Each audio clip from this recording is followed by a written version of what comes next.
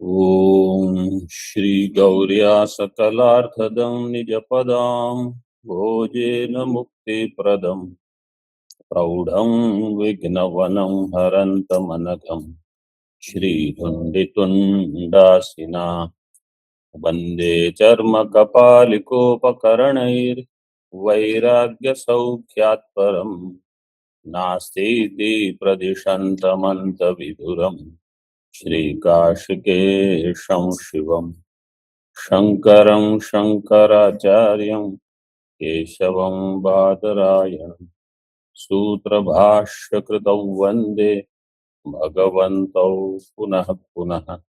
ईश्वरो गुरुरात्मेति मूर्तिभेदविभागिने व्योमवद्व्याप्तदेहाय दक्षिणामूर्तये नमः। ओम शांति शांति शांति। सूत्र क्या है? दहर उत्तरेभ्यः। दहर उत्तरेभ्यः। ये सूत्र छांदोग्य के अष्टम अध्याय की प्रथम मंत्र है उसका विचार करता है। पूर्व पक्ष कहता है दहर शब्द से भूताकाश लेंगे और उसने घटाने का प्रयास किया। अब टीका में देखिए, ननु एष आत्मा इति आत्म शब्दो भूते न युक्त इति अरुचेराह। एष आत्मा, तो आत्म शब्द भूताकाश में तो नहीं घटता क्योंकि वहां आत्म शब्द प्रयोग नहीं करता कोई, तो इसलिए वहां अरुचि है। तो पूर्व पक्ष को ही ये समझ में आ गया कि ये तो ठीक नहीं होगा, इसलिए पूर्व पक्ष ही विकल्प करता है। अथवा जीवो दहर इति प्राप्तम ब्रह्मपुर शब्दात्, अथवा जीव ही दहर है ब्रह्मपुर शब्दात्। जीवस्य ही इदं पुरम सच्छरीरम ब्रह्मपुरम इत्युच्यते। जीवस्य ही इदं पुरम, ये पुर जो है वो क्या है? जीव का रहने का स्थान है। वो सत पुरम सत शरीरम ब्रह्मपुरम इत्युच्यते, ये शरीर ही ब्रह्मपुर कहा जाता है। तस्य स्वकर्मणा उपार्जितत्वात्, ये शरीर जो है अपने कर्मों के द्वारा प्राप्त हुआ है। जैसा हो इसकी जाति, आयु, भोग, ये सारे कर्म से ही निर्णित होते हैं। कर्मणा उपार्जितत्वात्। टीका में भक्त्या, भक्त्या का अर्थ है चैतन्य गुण योगेन। भक्त्या च तस्य ब्रह्म शब्द वाच्यत्वम्। तस्य कस्य? ब्रह्मपुर शब्दस्य। जीवस्य। आप बताइए। ब्रह्म शब्द से ब्रह्म शब्द वाच्यत्व,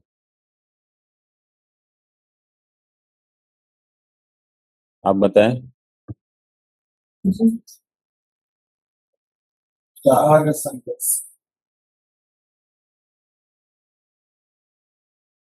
स्वकर्मणा उपार्जित क्या है? शरीर। जीवस्य शरीरम ब्रह्मपुरम, ये एक वाक्य हुआ। वह शरीर कर्म के द्वारा उपार्जित है। फिर भक्त्या च तस्य ब्रह्म शब्द वाच्यत्वम, तो भक्त्या का अर्थ है गौणी वृत्ति से। गौणी वृत्ति क्या है?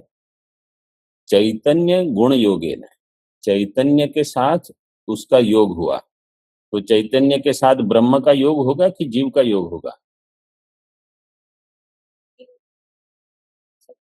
तो जीव तो चैतन्य ही है, उसमें योग क्या होना? शरीर के साथ योग होना है। चैतन्य गुण योगेन तस्य शरीरस्य ब्रह्म शब्दवाचक। इसलिए ब्रह्म में, इसलिए शरीर में दो शब्द हैं, ब्रह्म पुरम। तो ब्रह्म शब्द क्यों आया? ब्रह्म का पुर है। क्यों? क्योंकि चैतन्य के साथ इसका योग है, इसलिए। यहाँ हिंदी में ऐसे दिया है, गौणी वृत्ति से जीव ब्रह्म शब्द वाच्य है, लेकिन ब्रह्म पुरुष संज्ञा शरीर की है। आगे, नहीं परस्य ब्रह्मणः, जीव का चैतन्य के साथ योग नहीं होगा। जीव तो चैतन्य ही है, तो कहाँ गुण योग क्यों? नहीं परस्य ब्रह्मणः शरीरेण स्वस्वामी भावः संबंधो अस्ति। पर ब्रह्म जो है, परस्य ब्रह्मणः शरीरेण स्वस्वामी भाव संबंधो न अस्ति। पर ब्रह्म जो है उसका शरीर के साथ स्वस्वामी भाव नहीं है। पर ब्रह्म जो है वो शरीर को मैं मेरा ऐसे नहीं मानता, जीव मानता है। टीका में, अस्तु पुरस्वामी जीव हृदयस्थाकाशस्तु ब्रह्म इति अतः। पुरस्वामी जीव है, ठीक है, हो। हृदयस्थ आकाश, आकाशस्तु ब्रह्म, हृदय में जो आकाश है वो ब्रह्म इति अतः। तत्र पुरस्वामिनः पुरैकदेशे अवस्थानं दृष्टं यथा राज्ञः। पुरस्वामिनः पुरैकदेशे अवस्थानम, जो पुरस्वामी है उसका पूरे एक देश में अवस्थानम दृष्टम, जैसे यथा राज्ञ, जैसे राजा देश के एक हिस्से में रहता है, एक देश में, इसी प्रकार इस शरीर के एक देश में पुरस्वामी जो जीव है वो रहता है। पूरे एक देशे अवस्थानम, तो वास्तव में कैसे होगा? जैसे एक राज्य है, राज्य में महल होगा, महल में कहीं एक स्थान पर वो रहेगा। तो इसी प्रकार यहाँ जो मंत्र में दिया आरंभ में ही, ब्रह्मपुरे, फिर वहां दहरम पुंडरीकम, वहां वेश्म, फिर उसमें दहर और एक छोटी जगह अस्मिन अंतराकाश, इस प्रकार से दृष्टांत ले सकते हैं। तत्र पुरस्वामिन पूरे एक देशे अवस्थानम दृष्टम यथा राज्ञ। मन उपाधिकश्च जीवः, मन उपाधिकः समास विग्रह कैसे करेंगे? मन उपाधिर यस्य तस्य जीवस्य स जीवः मन उपाधिका। टीका में, पुरस्वामिनः एव तदंतस्थत्व संभवात् न अन्यापेक्षा इत्यर्थः है। पुरस्वामिनः एव तदंतस्थत्व संभवात्, पुरस्वामी जो है उसका अंतस्थत्व संभव है, न अन्य अपेक्षा, अन्य की अपेक्षा नहीं। मतलब पुरस्वामी उस पुर के अंतः वही रहेगा, तो पुरस्वामी जीव है। अभी जीव की सिद्धि कर रहा है पूर्व पक्षी। तो हृदयाकाश में ये पंक्ति हो गई ना, हृदयाकाशस्थ आकाशस्तु ब्रह्म अस्तु पुरस्वामी जीव, हृदयास्थ आकाश तु ब्रह्म, हृदय में जो आकाश है वो ब्रह्म है और पुरस्वामी है जीव। तो कहते हैं कि पुरस्वामी ने एवं तद अंतस्थत्वात्, तो कोई ब्रह्म नहीं लेना है, पुरस्वामी ही अंत है, न अन्यापेक्षा।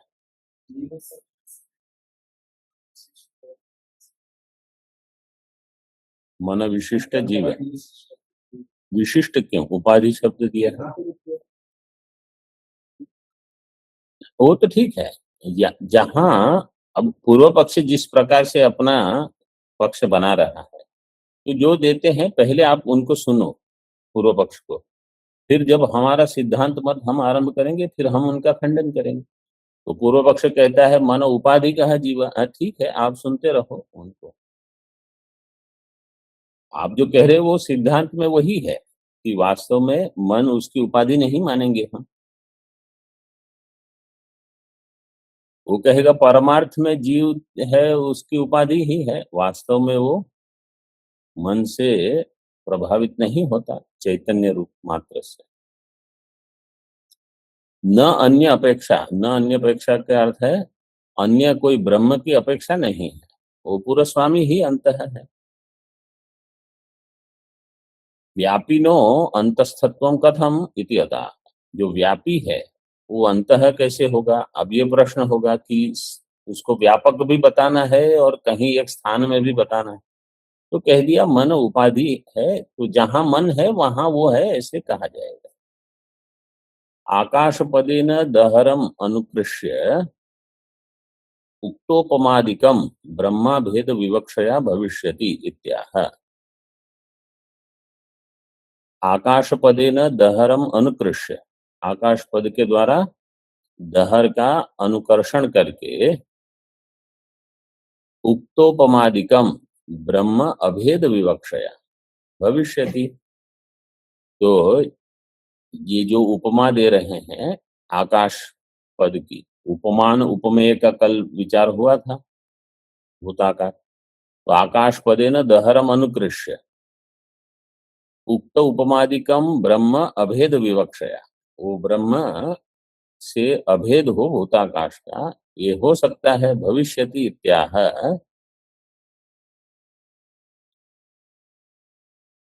मनश्च प्रायेण हृदये प्रतिष्ठितम इति अतो जीवस्य एव इदम हृदये अंतर अवस्थानम स्यात्। मन प्राय हृदय में रहता है। अब मन प्राय हृदय में रहता है, एक तो पहले इसको ठीक से ग्रहण कर लेना है।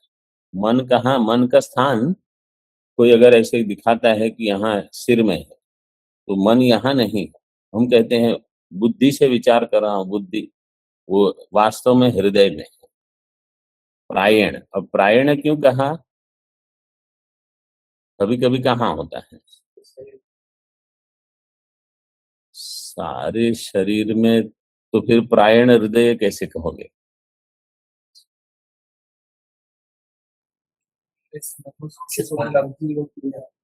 नहीं, मन सभी जगह है, कैसे आप कहोगे, मतलब सारे शरीर में,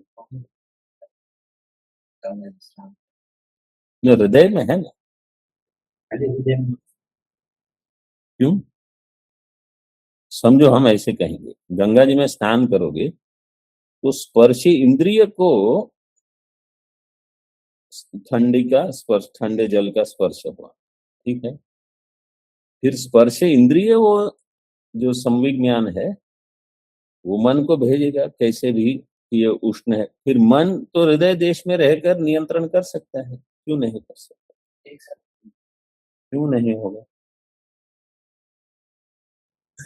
सदस्य कि मन स्वप्न अवस्था में अन्य जगह फिर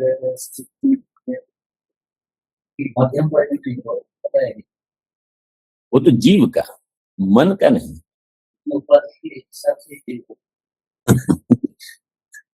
नहीं,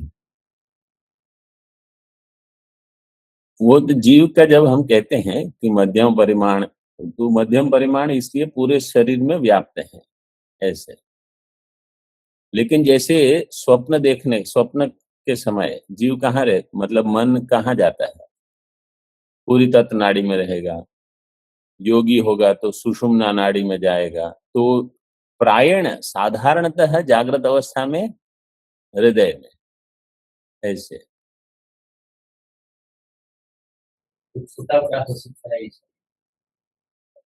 छोटा कौन होगा, मन। ये आपको जैन दर्शन का सब मिला रहे हो, वो मन क्या, वो जीव है, जीव का परिमाण है ना, उस पर विचार करते हैं कि जीव का परिमाण सूक्ष्म है, मध्यम परिमाण है, विभू है, तो वेदांती कहेंगे वो विभू है, तो कोई कहेगा सूक्ष्म है, ये कहेंगे मध्यम है, ऐसे। वो जीव के विषय में अथवा आत्मा के विषय में, वास्तव में वो जीव शब्द प्रयोग नहीं करेंगे, आत्मा के विषय में सारे भेद, वो आएगा इसमें सर्व वेदांत में अभी सब। तो मन प्रायेण हृदय में रहता है प्रतिष्ठितम इति अतो जीवस्य एव इदम हृदय अंतर अवस्थानम स्यात् दहरत्वम अपि तस्यैव आराग्र उपमितत्वात् अवकल्पते, और दहरत्व जीव जो है वो अति सूक्ष्म है। कितना छोटा? आराग्र का अग्र जो भाग है, अरे का अग्र भाग, किसको? आत्मा को, मन को। हमको परिमाण देने की हम क्या करेंगे? वेदांत को जो अन्य दर्शन से कुछ लेने की आवश्यकता नहीं है वो लेना ही नहीं, क्योंकि जितना आप उनसे ग्रहण करोगे फिर आपको लगेगा कि अभी इसका खंडन कैसे करें। तो पहले से ही सावधान रहना, ताकि खंडन करने में कोई आपको संकोच ना हो। आकाश उपमितत्वादि च, तो ब्रह्म जीव जो है वो आराग्र शतभागस्य ऐसे बताते हैं, बहुत ही सूक्ष्म। आकाश उपमितत्वादि च ब्रह्मा भेद विवक्षया भविष्यति, और आकाश की उपमा ये कैसे होगी? ब्रह्म अभेद विवक्षया, ब्रह्म से अभेद। ब्रह्म से अभेद किसका? हाँ, जीव का। जीव, पूर्व पक्ष अभी जीव का प्रतिपादन कर रहा है। आकाश उपमितत्वादि ये सब जीव में घट जाएगा, क्यों? ब्रह्म से अभिन्न है। टीका में आकाश पदे न दहरम अनुकृष्य, हाँ ये हो गया। ननु जीवस्य आकाश पदार्थत्वम अयुक्तम इत्याशंक्य। अब कोई कहता है जीव है वो तो आकाश पदार्थ नहीं हो सकता, उपमा कैसे होगी ये? इति आशंक्य तर्हि भूताकाश एव दहरो अस्तु। अब वो कहते हैं ठीक है, जीव भी नहीं हो सकता क्योंकि उसमें आकाश शब्द नहीं घटेगा, और आकाश नहीं हो सकता क्योंकि उसमें आत्मा शब्द नहीं घटेगा। तो दोनों अयुक्त हो जाने से इति आशंक्य तर्हि भूताकाश एव दहरो अस्तु। दहर शब्द जो कल प्रथम मंत्र जो है, एक है दहरम, एक है दहरह। देखिए, हाँ, तो जो दहरम पुंडरीकम वेश्म आगे दहरो, वो जो दहर पुल्लिंग में है उसको लेकर अभी बताते हैं। ये जो दहर है, दहरो अस्तु भूताकाश एवं दहर, भूताकाश जो है वो दहर है। फिर तस्मिन अंतस्थम किंचित ध्येयम, उसमें अंतस्थ शब्द दिया है, तो उस दहर जो है वो भूताकाश, उसमें कुछ और है जो ध्यान करना है। किंचित ध्येय इति पक्षांतरम आह, अब और एक पक्ष बनाते हैं। न चात्र दहरस्य आकाशस्य अन्वेष्टव्यत्वं विजिज्ञासितव्यत्वं च श्रूयते। दहरस्य आकाशस्य अन्वेष्टव्यत्वं विजिज्ञासितव्यत्वं च अत्र न श्रूयते। अन्वेष्टव्यत्वं, अन्वेष्यत्वं दिया है, अन्वेष्टव्यत्व ये ठीक होगा। हाँ, क्योंकि मूल मंत्र अन्वेष्टव्य, सोन्वेष्टव्य, सो विजिज्ञासितव्य ऐसे दिया है, तो इसलिए दोनों में केवल त्वम लगाना है। दहरस्य आकाशस्य अन्वेष्टव्यत्वं विजिज्ञासितव्यत्वं, उसको कौन अन्वेषण करेगा? आकाश का। आकाश जान के क्या लाभ होगा? तो ये नहीं देखा गया। न श्रूयते तस्मिन् यद अंतः इति परविषयत्वेन उपादानात् इति, उसमें जो है, उस आकाश में जो है दहर में, तस्मिन् यद अंतः, वही परविषयत्वेन, परविषयत्वेन विशेषणत्वेन उपादानात् इति। उसको वहां विशेषणत्वेन अगर नहीं लिखा है तो लिख सकते हो, परविषयत्वेन का अर्थ है विशेषणत्वेन, क्योंकि टीका में वो शब्द का प्रयोग हुआ है। विषयत्वेन के बदले विशेषणत्वेन ऐसे। परम अंतस्थम वस्तु, परम क्या है? अंतस्थ वस्तु। तद विशेषणत्वेन आधारत्वेन दहराकाशस्य तच्छब्देन उपादानाद इत्यर्थः। परम क्या है? अंतस्थम वस्तु, हृदय में जो अंतस्थ वस्तु है उसका विशेषण, तद विशेषणत्वेन आधारत्वेन दहराकाशस्य तच्छब्देन उपादानात्, उसका आधार, आधारत्वेन दहराकाशस्य, यहाँ विशेषण शब्द जो है उसको आधार लेते हैं। जैसे भूतले घटः, तो भूतल जो है वो घट का विशेषण है, तो विशेषण वहां आधार को लेकर है, और घट क्या हो गया? आधेय। आधार आधेय संबंध कभी विशेषण के द्वारा भी बताया जाता है, क्योंकि विशेषण का मुख्य प्रयोजन क्या है? व्यावर्तनम, विशेष्य को अन्य से व्यावृत्त कराना, ये उसका प्रयोजन।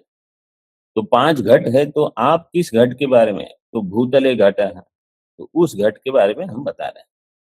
तो विशेषण का मुख्य प्रयोजन ही है। तो इसलिए यहाँ क्या कहते हैं, यह जो विशेषण लिया है, आधारत्वेन दहराकाशस्य तत्शब्देन उपादानात्, तत्शब्द तस्मिन जो दिया है, तस्मिन यद अंतः, उसमें, उस दहर आकाश में जो है, तो उस वस्तु का जो आधार है वो है दहर। जैसे घट का जो आधार है वो है भूतल, तो जो विशेषण होगा वो आधार रूप में लिया जाता है। तो यहाँ ऐसे पूर्व पक्ष अपने पक्ष की रचना करता है। आधारत्वेन दहराकाशस्य तत्शब्देन उपादानात्, तो दहराकाश हो जाएगा आधार है, और उसमें जो आधेय होगा पदार्थ है वो ध्येय है।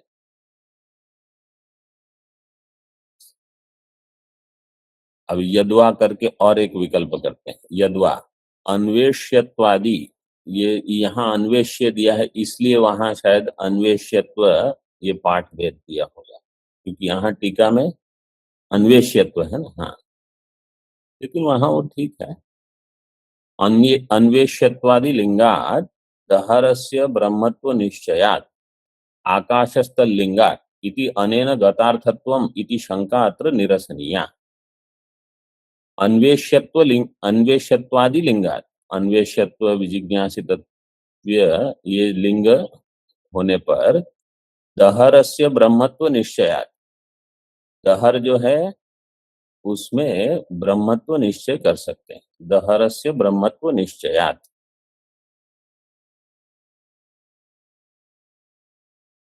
दहर ब्रह्म है। आकाशस्थ लिंगात, ये जो पूर्व में सूत्र आया था वहां तो विचार हो गया था। इति अनेन गतार्थत्वम इति शंका अत्र निरसनीया, इस शंका का निराश करना पड़ेगा।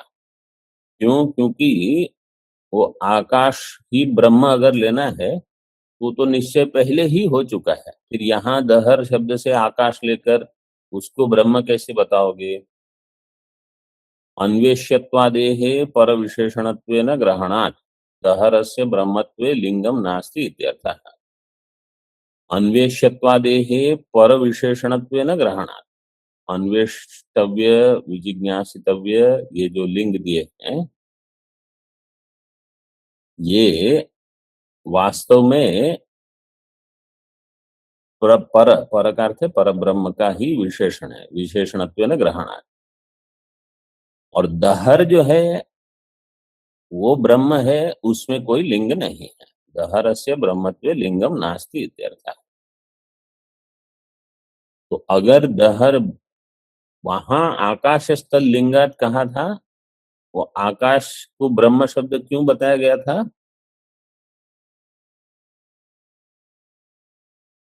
क्योंकि वहां लिंग था। आकाश, आकाश तल्लिंगात, क्योंकि वहां लिंग है। लेकिन यहां दहर आकाश को ब्रह्म सिद्ध करने के लिए कोई लिंग नहीं है। तो वहां लिंग था इसलिए निश्चय हो गया, यहां लिंग नहीं है, तो फिर आप कैसे कह सकते हो कि ये दहर ही चिंतन का विषय है। यहां पूर्व पक्ष समाप्त हुआ। अब सिद्धांति आरंभ करेंगे। अपहत पापमत्वादि लिंगोपेत आत्मश्रुत्या केवलाकाश श्रुति ही बाध्या इति सिद्धांतयति।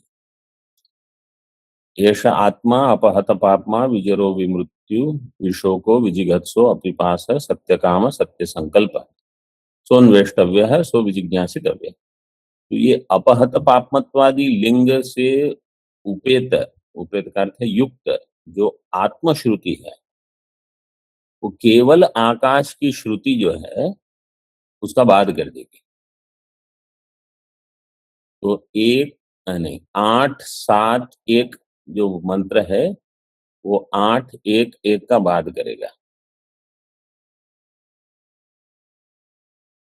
इति सिद्धांतयति।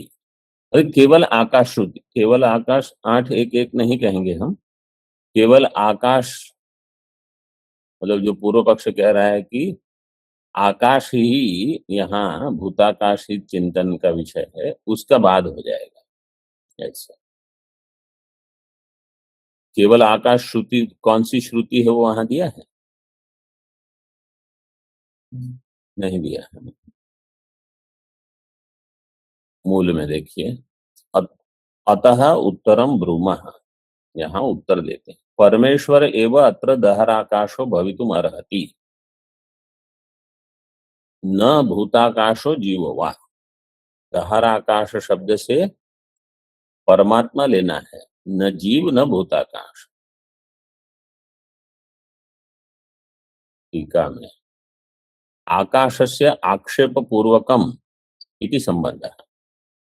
आकाश जो है आक्षेप पूर्वकम, आक्षेप क्या है यहाँ? आकाशस्य ननो जीवस्य आकाशपदार्थत्वम् अयुक्तम्। अच्छा, आकाश का आक्षेप, आक्षेप पूर्वकम, इसके साथ संबंध करें। आगे दिया है किम तदत्र विद्यते यदन्वेष्टव्यम्, वो श्रुति के साथ होगा स्वामी जी? एक मिनट। न च अत्र, मूल में जो दिया है, न च अत्र दहरस्य आकाशस्य अन्वेष्टव्यत्वम्,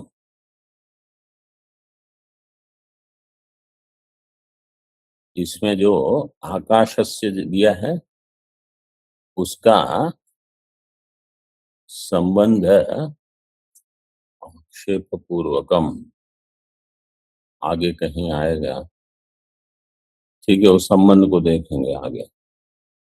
अब भाष्य में देखिए, तस्मात् उत्तरेभ्यो वाक्य शेष गतेभ्यो हेतुभ्यः, तो मूल ये सूत्र की रचना कर दी। दहराकाशः उत्तरेभ्यः,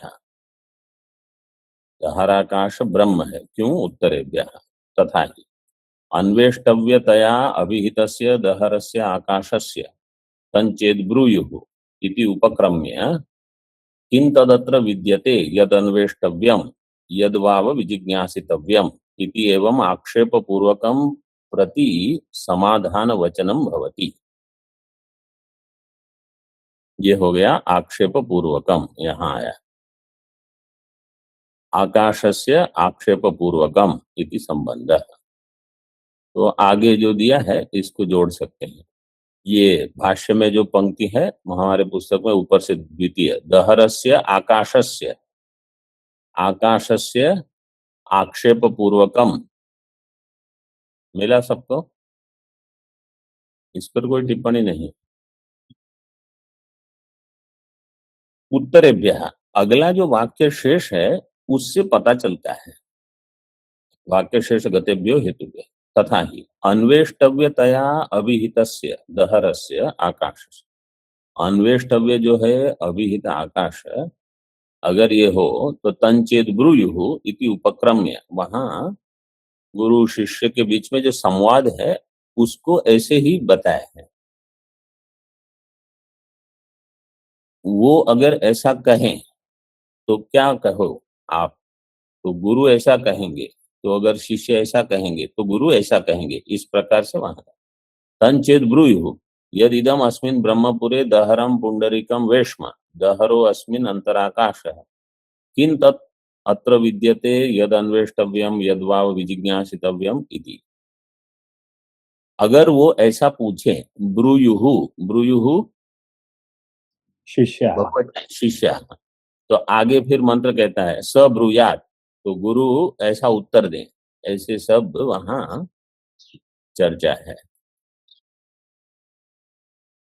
देखिए भाष्य में तंचेद ब्रूयु इति उपक्रम में किन तदत्र विद्यते, यहाँ क्या है जो अन्वेष्टव्य है अथवा विजिज्ञासितव्य है। इति एवं आक्षेप पूर्वकम प्रति समाधान वचनम भवति, तो ये होगा पूर्व पक्ष। आकाश को लेकर सिद्धांती कहेगा कि वो ठीक नहीं है, क्यों? ये आक्षेप होगा। सब्रूयात यावान वा अयम आकाशस तावान एषो अंतर्हृदय आकाशः उभे अस्मिन् द्यावा पृथ्वी अंतरेव समाहिते इत्यादि। सब्रूयात सह गुरु, वो क्या कहेंगे? जितना बड़ा यह आकाश है, बाह्य आकाश, यावान वा अयम आकाश तावान एषो अंतर्हृदय आकाश, उतना ही बड़ा अंतर्हृदय में आकाश है। उभे अस्मिन् द्यावा पृथ्वी अंतरेव समाहिते, द्यावा पृथ्वी उसी में समाहित हैं।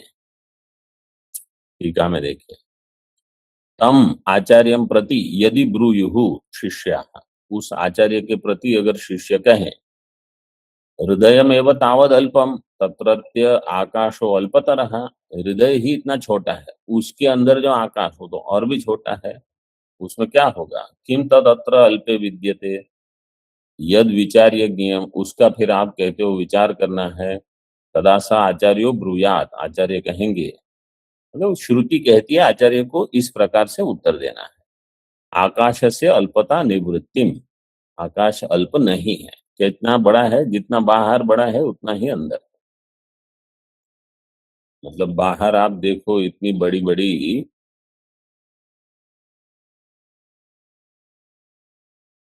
तो गैलेक्सी को क्या बोलते हैं? आकाश गंगा, आकाश गंगा। वो सब इतने बड़े बड़े वहां बाह्य आकाश, आप समझो अंतर भी। ये सूर्य और नवग्रह क्या है, वो तो बिल्कुल दिखेंगे भी नहीं आपको। इतने सारे तारे हैं, इतने करोड़ों करोड़ों, वो सब क्या है, छोटी मोटी चीजें आती जाती। तो परमात्मा वस्तु बहुत बड़ी है। हृदयमेव तावद अल्पम, अगर ये से कहते हैं आचार्य अल्पता की निवृत्ति करते हैं। वाक्य से तात्पर्यम आह। यावा पृथ्वी में समास कैसे होगा? यावा शब्द कैसे बना? दिवोद्यावा। और इसके बाद वाला भी जो सूत्र है दिवोद्यावा, वो सूत्र उसमें भी वहां चकार है। दिवोद्यावा के बाद पृथिव्याम उत्तर पदे, पृथ्वी अगर उत्तर पद हो, देवता द्वंद्वे दिवो दिवस दिवस इति अयम आदेशो भवति चकारात् द्यावाच, ये सूत्र है, अगला सूत्र है। लेकिन साधारणतः दिवो द्यावा ही सब उद्धृत होते हैं। ये वो 29 है, ये 30 है। दिवसश्च, अगर पृथ्वी उत्तर पद हो तो उसके लिए ये सूत्र है। हाँ हाँ, दिवो द्यावा में केवल इतना दिया है कि उत्तर पद जो है वो पृथ्वी के समान अर्थ वाला, जैसे द्यावा क्षामा, द्यावा भूमि, ये सब दिवो द्यावा के दृष्टांत दिए। और अगर पृथ्वी हो तो दिया है दिवसश्च, वो चकार से दिव को द्यावा हो जाएगा ऐसे। और इसमें दृष्टांत दिए हैं दिवस पृथिव्यौ, द्यावा पृथिव्यौ, इस प्रकार से। ये ध्यान में रखिए, केवल दिवो द्यावा करके गाड़ी आगे चली जाए तो ऐसे नहीं।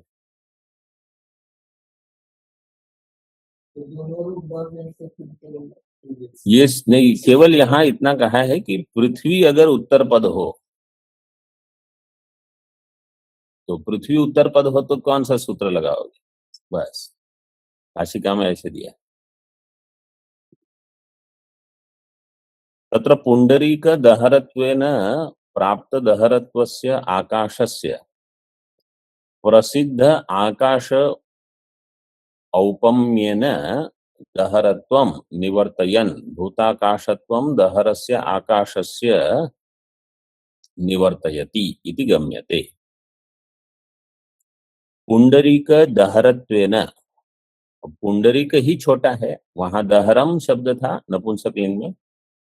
दहरत्वेन प्राप्त दहरत्वस्य आकाशस्य, वहां जो दहर आकाश है, प्रसिद्ध आकाश औपम्येन, प्रसिद्ध आकाश की उपमा, तो उपमान उपमेय भी घट जाएगा। औपम्येन दहरत्वम निवर्तयन, वहां दहरत्वम वास्तव में नहीं है, क्योंकि वो तो महत है, बहुत बड़ा है।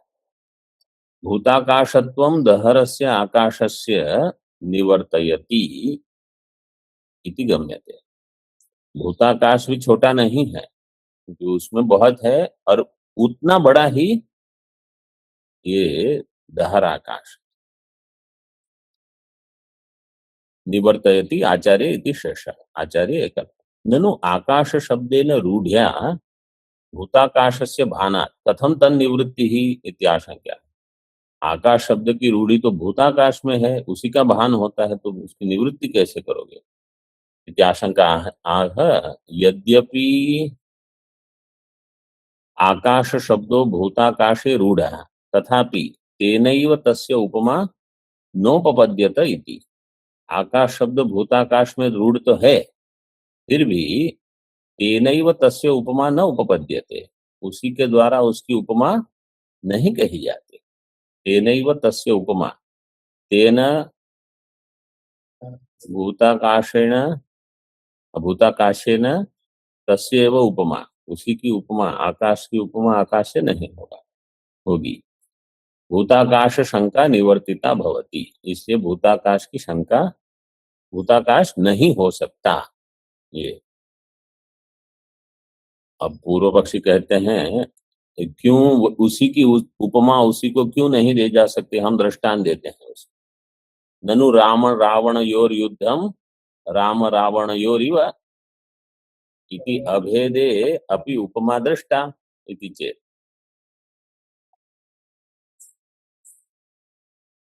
सागरम सागरोपमम राम रावण योर युद्धम राम रावण योरिव। आकाश कैसा है, बोले आकाश जैसा है, तो गगनम गगनाकार। और सागर कैसा है, सागर को उपमा कहाँ से लाओगे। और राम रावण का जो युद्ध था उसके जैसा और कोई युद्ध नहीं, तो इति अभेदे अपि उपमा दृष्टा इति चेत न। सिद्धांत कह रहे अभेदे सादृश्यस्य अनन्वयेन युद्धस्य निरुपमत्वे तात्पर्यात् अयम अन्वयालंकार इति काव्य विदा। जब अभेद देते हैं उपमान उपमेय में, तो वहां सादृश्य का अन्वय कहाँ, सादृश्य नहीं है, क्योंकि सादृश्य के लिए सबसे पहले क्या चाहिए, तद भिन्नत्व सती, तो भिन्न ही नहीं है, तो सादृश्य का अन्वय नहीं है। अनन्वयेन युद्ध कैसा हो है, वहां राम और रावण का युद्ध निरूपम है, वो बताने का प्रयोजन है। युद्धस्य निरूपमत्वे तात्पर्य, कि ऐसा कोई नहीं था, किसी अन्य की उपमा बताने में प्रयोजन नहीं। ये अनन्वयालंकार है, इसका अन्वय नहीं होगा कहीं, ऐसे ये काव्यविद ऐसे कहते। पूर्वोक्तम अनुद्य निरस्यति। अब पूर्व पक्ष फिर से उसी को लेकर कुछ और बताते हैं। ननु एकस्य अपि आकाशस्य बाह्यांतरत्व विकल्पितेन भेदेन उपमान उपमेय भावः संभवति। ये हमने ऐसे कहा था, इति उक्तम, क्योंकि एक है बाह्य आकाश, एक है अंतर आकाश। बाह्य अंतर ये विशेषण भेद हो गए, बाकी आकाश भले एक हो, तो उपमान उपमेय भेद हो गया। यदि उत्तम नैवम संभवती, सिद्धांत कह रहे नहीं, यह नहीं होगा। क्यों? टीका में देखिए, सीताश्लिष्ट इव आभाति कोदंड प्रभया युतः इत्यादौ प्रभायोग सीताश्लेष रूप विशेषण भेदात् भेदाश्रयणम एकस्यैव श्रीरामस्य उपमान उपमेय भाव सिद्ध्यर्थम अगत्या कृतम इति अनुदाहरणम द्रष्टव्यम। सीता श्लिष्ट रामः इव आभाति, रामचंद्र जी सीता जी के साथ हैं ऐसा लग रहा है। वास्तव में वह प्रभा जो है वो सीता जी की नहीं है, उनके धनुष की है। कोदंड प्रभयायुता इत्यादौ प्रभा योग सीता श्लेष रूप विशेषण भेदात। प्रभा का योग कोदंड राम है, रामचंद्र जी का धनुष, तो उसकी प्रभा के योग से सीता श्लेष रूप विशेषण ये दोनों भिन्न है। इसलिए भेदाश्रयणम एकस्यैव श्री रामस्य, एक ही रामचंद्र जी विशेष्य, दो विशेषण भिन्न होने से उपमान उपमेय भाव सिद्धि हो जाएगी। सिद्ध्यर्थम अगत्याकृतम इति अनुदाहरणम द्रष्टव्यम। तो अगत्याकृतम वो आगे अगतिका ही यम गति ही, उसके साथ उसका अन्वय। अगत्याकृतम है कि ये जो उदाहरण दिया जा रहा है, एक ही विशेष है दो विशेषण, ऐसे ही करो आप। एक ही आकाश, बाह्य आकाश, अंतर आकाश, दो विशेषण, ऐसे हो जाएगा। इसलिए ये दृष्टांत जो है ये अगत्याकृतम, इसलिए वो उदाहरण नहीं अनुदाहरणम द्रष्टव्य। ओम पूर्णमदः पूर्णमिदं पूर्णात् पूर्णमुदच्यते पूर्णस्य पूर्णमादाय पूर्णमेवावशिष्यते। ओम शांति शांति शांति। शंकरं शंकराचार्यं केशवं बादरायणं सूत्रभाष्यकृतौ वन्दे भगवन्तौ पुनः पुनः। ईश्वरो गुरुरात्मेति मूर्तिभेदविभागिने व्योमवद्व्याप्तदेहाय दक्षिणामूर्तये नमः। ओम शांति शांति शांति।